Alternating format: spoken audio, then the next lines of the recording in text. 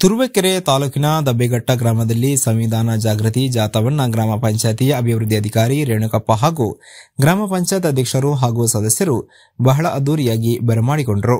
ದಬ್ಬೆಘಟ್ಟ ಗ್ರಾಮ ಪಂಚಾಯತ್ ಆಡಳಿತ ಮತ್ತು ಗ್ರಾಮಸ್ಥರ ಹಾಗೂ ಡಿಎಸ್ಎಸ್ ಸಹಯೋಗದೊಂದಿಗೆ ಗ್ರಾಮ ಪಂಚಾಯತ್ ವ್ಯಾಪ್ತಿಯ ಹಳ್ಳದ ಹೊಸಹಳ್ಳಿ ಗೇಟಿನಿಂದ ಬೈಕ್ ರ್ಯಾಲಿ ಮೂಲಕ ಅದ್ದೂರಿಯಾಗಿ ಸಂಭ್ರಮದಿಂದ ಆತ್ಮೀಯವಾಗಿ ರಥವನ್ನು ಸ್ವಾಗತಿಸಲಾಯಿತು.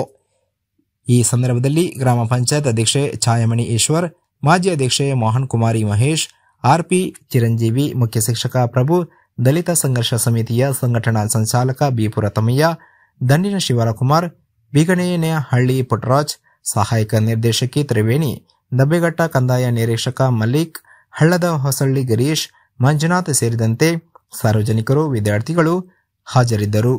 ವರದಿ ಸುರೇಶ್ ಬಾಬು ಎಂ, ತುರುವೇಕೆರೆ.